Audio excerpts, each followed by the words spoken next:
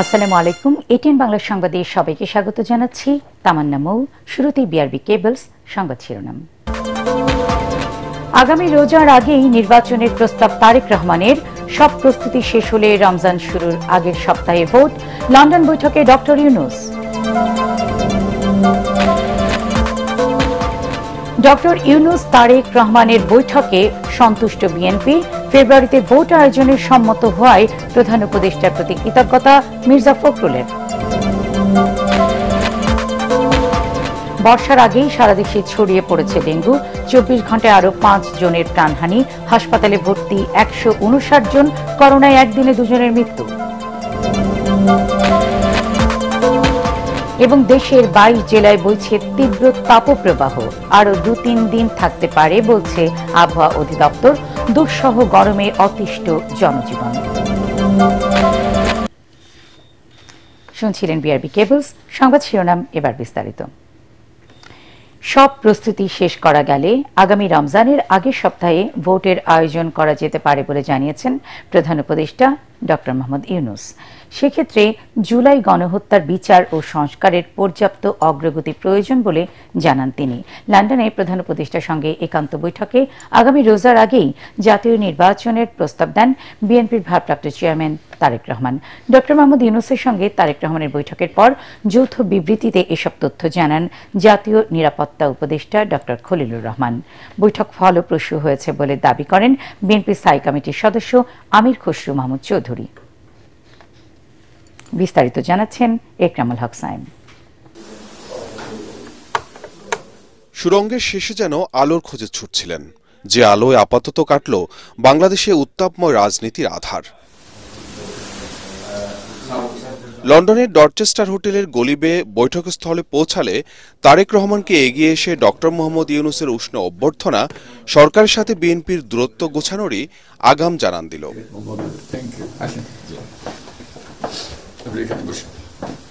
আনুষ্ঠানিকতা ছাপিয়ে অন্তর্বর্তী সরকারের প্রধান ও বিএনপির ভারপ্রাপ্ত চেয়ারম্যানের সালাম ও কুশল বিনিময় ছিল সৌহার্দ্যপূর্ণ পরিবেশ। প্রধান উপদেষ্টাকে বিএনপি চেয়ারপারসন বেগম খালেদা জিয়ার সালাম পৌঁছে দেন তারেক রহমান।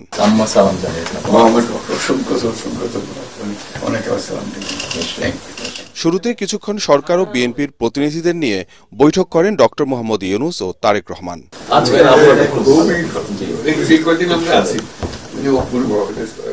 পরে প্রায় 1.5 ঘণ্টা বৈঠক করেন একান্তে। বৈঠক শেষে সরকার ও বিএনপির পক্ষ থেকে যৌথ বিবৃতি পাঠ করে শোনান জাতীয় নিরাপত্তা উপদেষ্টা ডক্টর খলিলুর রহমান। অত্যন্ত সৌহার্দ্যমূলক পরিবেশে তাদের বৈঠক অনুষ্ঠিত হয়। জনাব তারেক রহমান প্রধান উপদেষ্টার কাছে আগামী বছরের রমজানের আগে নির্বাচন আয়োজনের প্রস্তাব করেন। দলের চেয়ারপারসন বেগম খালেদা জিয়াও মনে করেন ওই সময় নির্বাচন অনুষ্ঠিত হলে ভালো হয়। প্রধান উপদেষ্টা বলেন যে তিনি আগামী বছর এপ্রিলের প্রথমার্ধের মধ্যে নির্বাচন অনুষ্ঠানের ঘোষণা দিয়েছেন। সকল প্রস্তুতি সম্পন্ন করা গেলে 2026 সালের রমজান শুরু হওয়ার আগের সপ্তাহেও নির্বাচন আয়োজন করা যেতে পারে। সেক্ষেত্রে সেই সময়ের মধ্যে সংস্কার ও বিচারের বিষয়ে পর্যাপ্ত অগ্রগতি অর্জন করা প্রয়োজন হবে। জনাব তারেক রহমান প্রধান উপদেষ্টার এই অবস্থানকে স্বাগত জানান এবং দলের পক্ষ থেকে তাকে ধন্যবাদ জ্ঞাপন করেন। প্রধান উপদেষ্টাও জনাব তারেক রহমানকে ফলপ্রসূ আলোচনার জন্য ধন্যবাদ জানান। নির্বাচন আয়োজনে এপ্রিলের সময়সীমা থেকে সরকার পিছিয়ে এলো কিনা এমন প্রশ্ন ছিল সাংবাদিকদের। যৌথ বিবৃতিতে এর উত্তর দেওয়া আছে। সংস্কার এবং বিচার দুই বিষয়ে পর্যাপ্ত অগ্রগতি কথা বলা হয়েছে এবং আমরা মোটামুটি কনফিডেন্ট যে এই অগ্রগতি আমরা নির্বাচন আগেই দেখতে পাবো। এ সময় সংস্কার প্রসঙ্গে দলের অবস্থান তুলে ধরেন বিএনপির স্থায়ী কমিটির সদস্য আমির খসরু মাহমুদ চৌধুরী। নির্বাচনের পরও সবার ঐক্য দরকার বলে জানান তিনি। সব বিষয়ে আলোচনা তো হবে, স্বাভাবিক। আমরা তো নতুন বাংলাদেশ গড়ার প্রত্যয় নিয়ে সামনের দিকে এগোচ্ছি। সবাই আমরা চাই দেশ গড়ার যে প্রত্যয় আমরা নিয়েছি, আমরা ঐক্যবদ্ধভাবে সেই কাজটা করব। শুধু নির্বাচনের আগে নয়, নির্বাচনের পরেও বাংলাদেশ গড়ার যে প্রত্যয় নিয়ে আমরা সবাই ঐক্যমত হয়েছি, সেটা আমরা সামনের দিকে এগিয়ে নিয়ে যাব। ব্রিফিংয়ে গণহত্যার বিচার ও সংস্কার কার্যক্রমের কাঙ্ক্ষিত অগ্রগতি হচ্ছে বলে আশ্বস্ত করেন নিরাপত্তা উপদেষ্টা। এর আগে প্রধান উপদেষ্টার সঙ্গে বৈঠকে অংশ নিতে লন্ডনের পার্ক লেনের হোটেল ডরচেস্টারে পৌঁছালে তাকে স্বাগত জানান জাতীয় নিরাপত্তা উপদেষ্টা খলিলুর রহমান। এ সময় হোটেলের বাইরে ভিড় জমান বিপুল সংখ্যক প্রবাসী বাঙালি। ইকরামুল হক সায়েম, এটিএন বাংলা। তারেক রহমানের প্রস্তাবে ফেব্রুয়ারির মাঝামাঝি নির্বাচন আয়োজনে সম্মত হয় প্রধান উপদেষ্টার প্রতি কৃতজ্ঞতা জানিয়েছেন বিএনপি মহাসচিব মির্জা ফখরুল ইসলাম আলমগীর। ডক্টর ইউনূস তারেক রহমানের আলোচনা ফলপ্রসূ হয়েছে উল্লেখ করে তিনি বলেন, এই বৈঠকটি দেশের রাজনীতিতে টার্নিং পয়েন্ট। জাতীয় ঐক্য ধরে রেখে গণতন্ত্রের পথে এগিয়ে যাওয়াই হবে মূল লক্ষ্য। রিপোর্ট কামরুজ্জামান রাজীবের। সব অপেক্ষার অবসান ঘটিয়ে লন্ডনের ডরচেস্টার হোটেলে অনুষ্ঠিত হল ডক্টর ইউনূস তারেক রহমান বহুল আলোচিত বৈঠক। বৈঠকটির সফলতার উপর নির্ভর করছিল দেশের রাজনৈতিক সংকট থেকে উত্তরণের পথ, যা অনেকটাই পূরণ হয়েছে বলে মনে করছে বিএনপি। বৈঠক শেষে দলের পক্ষ থেকে তাৎক্ষণিক প্রতিক্রিয়া জানাতে গিয়ে দলের মহাসচিব বলেন, আগামী রোজার আগেই নির্বাচন আয়োজনে প্রধান উপদেষ্টা সম্মত হওয়া দেশের গণতন্ত্রের জন্য সুসংবাদ। বৈঠকটি সফল করে তারেক রহমান তার রাষ্ট্রনায়কোচিত গুণ আবারও প্রমাণ করেছেন। প্রথম একটি বৈঠক যেটা সত্যিকার অর্থে গোটা জাতি অত্যন্ত উদ্বিগ্ন ছিল, সেই বৈঠকটিতে তিনি আল্লাহর হুকুমে সফল হয়েছেন। সত্যিকার অর্থেই এই বৈঠকটি একটি টার্নিং পয়েন্টে পরিণত হয়েছে। যে বিষয়গুলো আলোচনা হয়েছে তার মধ্যে প্রধান ছিল যে নির্বাচন ইস্যু।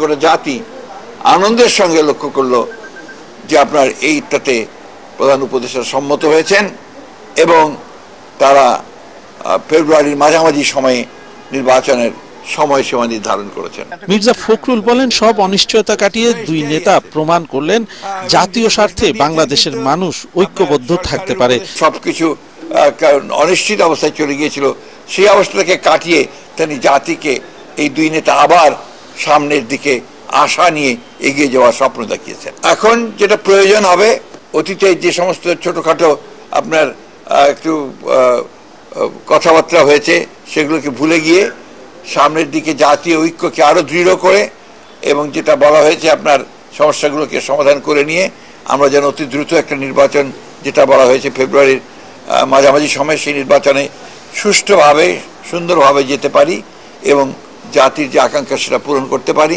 দোষারোপের রাজনীতি না করে জাতীয় ঐক্য ধরে রেখে দেশকে এগিয়ে নিয়ে যাওয়ার আহ্বান জানান বিএনপি মহাসচিব। সরকারের উপদেষ্টা কামরুজ্জামান রাজীব, এটিএন বাংলা, ঢাকা। জাতীয় নির্বাচন ইস্যুতে একক কোনো ব্যক্তির সঙ্গে আলোচনা করে সিদ্ধান্ত নেওয়ার চেষ্টা অন্য সকল রাজনৈতিক দল ও জুলাইয়ের শহীদের মর্যাদার প্রতি অবমূল্যায়ন বলে মনে করেন জাতীয় নাগরিক পার্টি এনসিপি। তবে রোজার আগে নির্বাচনের বিষয়ে বিচার ও সংস্কারের দৃশ্যমান অগ্রগতির শর্তকে ইতিবাচক হিসেবে দেখছে দলটি। এনসিপির সিনিয়র যুগ্ম আহ্বায়ক আরিফুল ইসলাম আদিব তাৎক্ষণিক প্রতিক্রিয়ায় এটিএন বাংলাকে এসব কথা বলেন। শুধুমাত্র একটি দল বা এক ব্যক্তির সাথে দেশের বাহিরে বসে মিটিং করে নির্বাচনের তারিখের প্রতি এক ধরনের সিদ্ধান্ত নেওয়া কিংবা আলোচনা করাটা দেশের বিদ্যমান অন্যান্য রাজনৈতিক দল এবং রাজনৈতিক সংস্কৃতির প্রতি এক ধরনের নেতিবাচক প্রভাব ফেলে। আহ্বান থাকবে জাতীয় বিষয়ে সিদ্ধান্ত নেওয়ার ক্ষেত্রে অবশ্যই সকল রাজনৈতিক দল, অন্যান্য স্টেক হোল্ডার এবং একই সাথে এই অভ্যুত্থানে যারা শহীদ হয়েছে সেই শহীদ পরিবারের মতামতকে তারা গুরুত্ব দিবে। আমরা বারবার এর আগেও বলে আসছি যে জুলাই সনদ, জুলাই ঘোষণাপত্র এবং মৌলিক সংস্কারের সাপেক্ষে নির্বাচনের তারিখ নিয়ে এবং আমাদের খুব বেশি আপত্তি নাই। সরকারের এই পদক্ষেপটাকে অর্থাৎ শর্ত দিয়ে সময় নিয়ে গেলে এইটাকে আমরা ইতিবাচকভাবে দেখি। লন্ডনের প্রধান উপদেষ্টা ও তারেক রহমানের বৈঠক নিয়ে প্রতিক্রিয়া জানিয়েছেন ইসলামী আন্দোলন বাংলাদেশের যুগ্ম মহাসচিব এবং দলের মুখপাত্র মাওলানা গাজী আতাউর রহমান। জাতীয় নির্বাচন নিয়ে এখন আর কোনো সংকট নেই এবং আগামী দিনে রাষ্ট্র গঠনের যে মৌলিক সংস্কারের যে বিষয়গুলো আমাদের সামনে এসেছে সেই ব্যাপারেও বিএনপি একমত হয়েছে এবং জুলাই সনদ ঘোষণা হবে সে ব্যাপারেও একমত হয়েছে এবং বিএনপি তাদের পূর্বের অবস্থান থেকে যে সরে এসে একটি যৌক্তিক সমাধানে পৌঁছেছে, এই জন্য আমরা তাদেরকে ধন্যবাদ জানাই। সারা দেশে একদিনে ডেঙ্গুতে 5 জনের মৃত্যু হয়েছে। নতুন করে আক্রান্ত হয়েছেন 159 জন। চলতি সপ্তাহে এ নিয়ে 5 জনের মৃত্যু এবং 640 জন ডেঙ্গুতে আক্রান্ত হলেন। এছাড়া চলতি মৌসুমে মারা গেছে 28 জন এবং আক্রান্ত হয়েছেন 5570 জন। এদিকে 24 ঘন্টায় করোনায় দেশে 2 জনের মৃত্যু হয়েছে। নতুন করে আক্রান্ত হয়েছে 15 জন। করোনায় এ নিয়ে 29,502 জনের মৃত্যু হল এবং আক্রান্তের সংখ্যা দাঁড়ালো 20,51,800 জনে। দেশের 58 জেলায় ছড়িয়ে পড়েছে ডেঙ্গু সংক্রমণ। দ্রুত ব্যবস্থা না নিলে ভয়াবহ রূপ নিতে পারে বলে আশঙ্কা বিশেষজ্ঞদের। পরিস্থিতি নিয়ন্ত্রণের বাইরে চলে যাওয়ার আগেই সমন্বিত উদ্যোগে পরিচ্ছন্নতা অভিযান জোরদারের তাগিদ কীটতত্ত্ববিদ অধ্যাপক ডক্টর কবিরুল বাশারের। আর জনস্বাস্থ্য বিশেষজ্ঞ ডক্টর মুশতাক হোসেন বলেন, শুধুমাত্র মেডিকেল কলেজ হাসপাতালের উপর নির্ভর না করে তৃণমূলের স্বাস্থ্যকেন্দ্রগুলোকেও ডেঙ্গু পরীক্ষা ও চিকিৎসা উপযোগী করে তুলতে হবে। দেখুন মিজান শাহজাহানের রিপোর্ট। একদিকে করোনা, অন্যদিকে চোখ রাঙাচ্ছে ডেঙ্গু। এরই মধ্যে ডেঙ্গু আক্রান্ত হয়ে মারা গেছেন বেশ কয়েকজন। হাসপাতালে ভর্তি রোগীর সংখ্যাও দিন দিন বাড়ছে আশঙ্কাজনক হারে। এ অবস্থায় জনস্বাস্থ্য বিশেষজ্ঞরা বলেন, এখনই সতর্ক না হলে পরিণতি হবে ভয়াবহ। যদি একটা মেডিকেল কলেজ হাসপাতাল থাকে, অন্তত 5টা মাধ্যমিক হাসপাতাল থাকা দরকার পর্যবেক্ষণের জন্য, এবং 50 থেকে 100টা প্রাথমিক স্বাস্থ্যসেবা কেন্দ্র দরকার, যেখানে মানুষ অসুস্থ হলেই ডেঙ্গুর স্যাম্পল দেবে। এইভাবে যদি আমরা স্তরভিত্তিক বিকেন্দ্রীকৃত স্বাস্থ্য ব্যবস্থা না করি, আমাদের অনেক ডাক্তার, অনেক ঔষধ, অনেক অক্সিজেন, অনেক স্যালাইন, এটা দিয়েও কিন্তু আমরা মৃত্যু ঠেকাতে পারছি না। তিনি বলেন, জমা পানি অপসারণ না হলে শুধু ওষুধ ছিটিয়ে এডিস মশা মারা সম্ভব নয়। ডেঙ্গু এখন আর সিটি কর্পোরেশন এলাকায় সীমাবদ্ধ নেই, এটি ছড়িয়ে পড়েছে মফস্বলেও। বিভাগ হিসাবে বরিশালের অবস্থা ভয়াবহ, জেলা হিসাবে বরগুনার অবস্থা আরও ভয়াবহ। এই অবস্থায় কীটতত্ত্ববিদরা বলছেন, বরগুনা কোস্টাল এরিয়া হওয়ার কারণে, পানি লবণাক্ত হওয়ার কারণে মানুষ, সাধারণ জনগণ বিভিন্ন জায়গাতে তারা বৃষ্টির পানি জমিয়ে রাখে, বিশেষ করে মটকা, বালতি, ড্রাম। তবে একটু ফাঁকাও যদি থাকে তাহলে ওই বৃষ্টির পানিতে এডিস মশা ঢুকে সেখানে ডিম পারবে এবং সেখান থেকে লার্ভা হয়ে সেই বাড়িতে ডেঙ্গুর সংক্রমণ ঘটানোর একটা সম্ভাবনা আছে। বাংলাদেশের প্রায় অর্ধেক রোগী এখন বরগুনাতে, এবং ইতিমধ্যে দুজন মানুষ দুর্ভাগ্যজনকভাবে মারাও গিয়েছে বরগুনাতে। যেই বাড়িতে ডেঙ্গু রোগী আছে সেই বাড়ির চতুর্দিকে 200 মিটারের মধ্যে ফগিং করে, লার্ভিসাইডিং করে নিশ্চিত করতে হবে যেন ওই বাড়ির আশপাশে কোনো মশা বেঁচে না থাকে। সিটি কর্পোরেশনের মশা মারার আধুনিক যন্ত্রপাতি থাকলেও ইউনিয়ন পরিষদ, পৌর এলাকায় তা নেই। এই অবস্থায় সারা দেশের ডেঙ্গু নিয়ন্ত্রণ কার্যক্রম ঢেলে সাজানোর পরামর্শ তাদের। মিজান শাহজাহান, এটিএন বাংলা, ঢাকা। দেশের 22 জেলার উপর দিয়ে বইছে তাপপ্রবাহ, যা আরও অন্তত 2-3 দিন থাকতে পারে বলে জানিয়েছে আবহাওয়া অধিদপ্তর। এরপর টানা বৃষ্টিতে কমে আসবে গরম। ঐশী গোস্বামী প্রমাণ রিপোর্ট। গত 4 দিন ধরে রংপুর, রাজশাহী বিভাগ সহ দেশের 22 জেলার উপর দিয়ে বয়ে যাওয়া তাপপ্রবাহের কারণে দুঃসহ হয়ে উঠেছে জনজীবন। এই তাপপ্রবাহ আরও 2 থেকে 3 দিন অব্যাহত থাকতে পারে। রাজধানীর আগারগাঁয়ের আবহাওয়া অধিদপ্তরে সংবাদ সম্মেলনে আবহাওয়াবিদ ডক্টর মোহাম্মদ আবুল কালাম এ পূর্বাভাস দেন। 36 থেকে 38 ডিগ্রি সেলসিয়াসের মধ্যে তাপমাত্রা অব্যাহত রয়েছে। একে আমরা মৃদু ধরনের তাপপ্রবাহ বলি। তিনি বলেন, আগামী 16 থেকে 22 জুন পর্যন্ত দেশের বিভিন্ন অঞ্চলে বাড়বে ঝোড়ো হাওয়া সহ বজ্রবৃষ্টি। এতে কমবে গরম।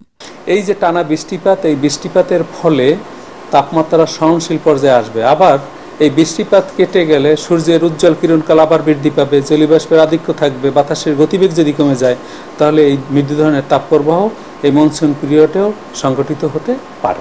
তবে বৃষ্টির শেষে আবারও তীব্র গরমের আশঙ্কার কথাও জানানো হয় সংবাদ সম্মেলনে। ঐশী গোস্বামী প্রমা, এটিএন বাংলা, ঢাকা। এবার আল আরাফা ইসলামী ব্যাংক অর্থ সংবাদ।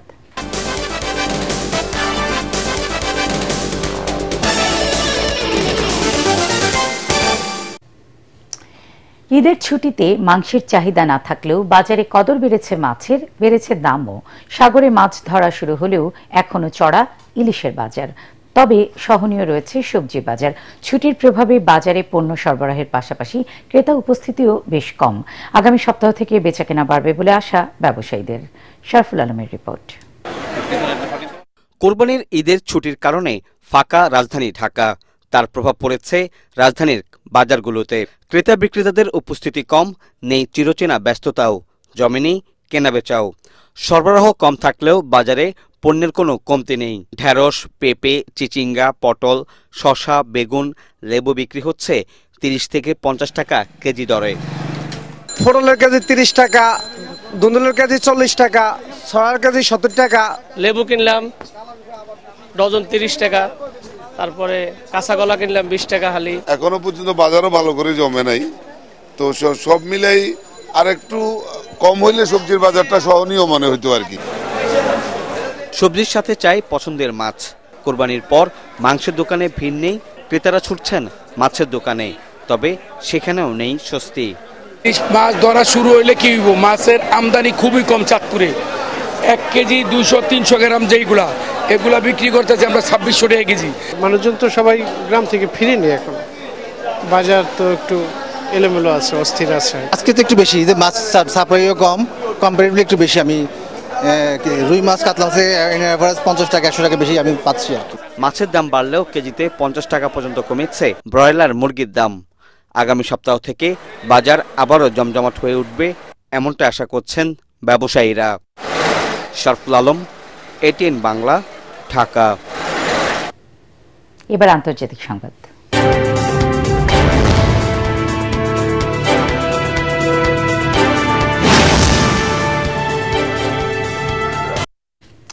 গাজায় চলমান বর্বরতার মধ্যেই ইরানে হামলা চালিয়েছে ইসরায়েল। পাল্টা আক্রমণ করেছে ইরানও। ইসরায়েলের একাধিক ক্ষেপণাস্ত্র ও ড্রোন হামলায় ইরানের সেনা প্রধান, বিপ্লবী গার্ড প্রধান, বিজ্ঞানী সহ অর্ধশতাধিক নিহত হয়েছে। এর কঠোর প্রতিশোধ নেওয়ার ঘোষণা দিয়েছেন ইরানের সর্বোচ্চ ধর্মীয় নেতা আয়াতুল্লাহ খামেনি।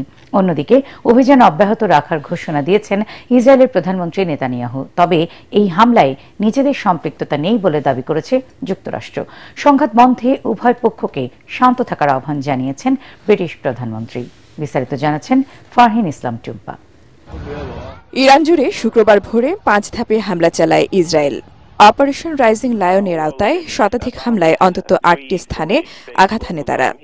ইরানের রাষ্ট্রীয় গণমাধ্যম জানায়, ইসলামিক রেভলিউশনারি গার্ডের সদর দপ্তর ছাড়াও এর আশপাশের সামরিক স্থাপনা, দক্ষিণে নাতানজে শহরে প্রধান ইউরেনিয়াম সমৃদ্ধকরণ কেন্দ্র, তাবরিজে পারমাণবিক গবেষণা কেন্দ্র ও 2টি সামরিক ঘাঁটির কাছে বিস্ফোরণের খবর পাওয়া যায়।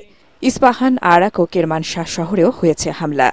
সামরিক ও পারমাণবিক স্থাপনার পাশাপাশি হামলা হয়েছে আবাসিক ভবনেও। ইসরায়েলের দাবি, ইরানের হামলার আশঙ্কায় প্রতিরোধমূলক ব্যবস্থা নিতেই এই অভিযান। ভিডিও বার্তায় ইসরায়েলের প্রধানমন্ত্রী বেনিয়ামিন নেতানিয়াহু বলেন, যতক্ষণ প্রয়োজন ততক্ষণ এই অভিযান অব্যাহত থাকবে। This operation will continue for as many days as it takes to remove this threat. For decades, the tyrants of Tehran have brazenly, openly called for Israel's destruction. হামলায় ইরানের সামরিক বাহিনী প্রধান মোহাম্মদ বাঘিরি, বিপ্লবী গার্ড প্রধান হোসাইন সালামি, আণবিক শক্তি সংস্থার প্রধান ফারিদুন আব্বাসি, শীর্ষ 6 বিজ্ঞানী ছাড়াও প্রাণ গেছে অনেকের। হামলার পর এক বার্তায় কঠোর হুঁশিয়ারি দিয়ে ইরানের সর্বোচ্চ নেতা আয়াতুল্লাহ আলী খামেনি বলেছেন, হামলার চড়া মূল্য দিতে হবে ইসরায়েলকে। এদিকে হামলার পর তেহরানে বিমানবন্দরে বিমান ওঠানামা বন্ধ রয়েছে। আকাশসীমা বন্ধ করেছে জর্ডানও। হামলার ঘটনায় নিন্দা জানিয়ে জাতিসংঘের হস্তক্ষেপ কামনা করেছে সৌদি আরব। এদিকে হামলার পাল্টা জবাবে তেল আবিবে শতাধিক ড্রোন নিক্ষেপ করেছে ইরানও। হামলা মোকাবেলায় চলমান জরুরি অবস্থার মধ্যে তেল আবিবে 10,000-এর বেশি সেনা মোতায়েন ও সীমান্ত জুড়ে প্রস্তুতি নিয়েছে নেতানিয়াহু সরকার। ফারহিন ইসলাম টুম্পা, ATN বাংলা। এবার খেলার খবর।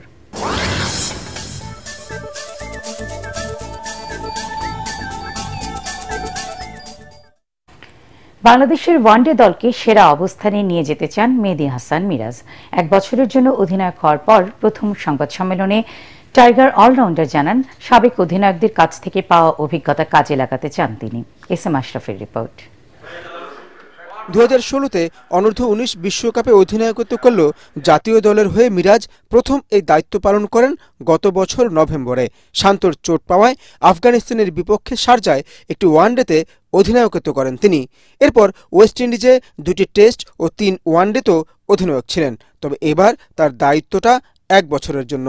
লং টাইমের জন্য পেলে একটু ভালো হয়, টিমকে বুস্ট আপ করা যায় কিভাবে করলে ভালো হবে। সো যেহেতু 1 বছরের জন্য পেয়েছি, আমি চেষ্টা করব যে টিমটাকে সুন্দর একটা জায়গায় দাঁড় করানোর জন্য। এ সময় তিনি বলেন, অধিনায়ক হিসেবে তার মূল লক্ষ্য থাকবে দলকে জেতানো, নিজের ব্যক্তিগত পারফরম্যান্স মুখ্য নয়। আমার কাছে এটা ম্যাটার করে না যে আমি ব্যাটিং পেলাম কি করলাম, বাট আমার কাছে যে জিনিসটা ম্যাটার করে যে দিন শেষে টিম রেজাল্ট করানোটা। ওইভাবেই প্ল্যানিং করব, চেষ্টা করব যে আমার ব্যাটিং নিয়ে আমি চিন্তিত না। শ্রীলঙ্কার বিপক্ষে জুলাইয়ে ওয়ানডে সিরিজে দিয়ে অভিযান শুরু করছেন মিরাজ।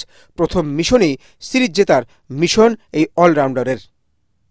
SM Ashraf, ATN Bangla, Dhaka. শেষ করার আগে বিআরবি কেবলস সংবাদ শিরোনাম জানিয়ে দিচ্ছি আরো একবার। আগামী রোজার আগেই নির্বাচনের প্রস্তাব তারেক রহমানের। সব প্রস্তুতি শেষ হলে রমজান শুরুর আগের সপ্তাহে ভোট। লন্ডন বৈঠকে ডক্টর ইউনূস।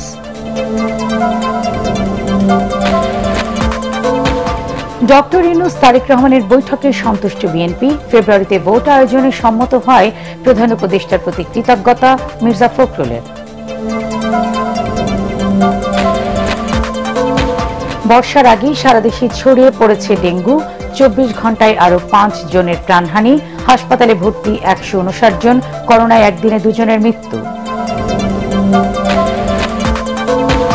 এবং দেশের 22 জেলায় বইছে তীব্র তাপপ্রবাহ। আরো 2-3 দিন থাকতে পারে বলছে আবহাওয়া অধিদপ্তর। দুঃসহ গরমে অতিষ্ঠ জনজীবন। পরবর্তী সংবাদ দেখার আমন্ত্রণ জানিয়ে এখনকার মতো শেষ করছি। এটিএন বাংলা সংবাদ ইউটিউবে দেখতে ব্রাউজ করুন youtube/এটিএন বাংলা নিউজ। আল্লাহ হাফেজ।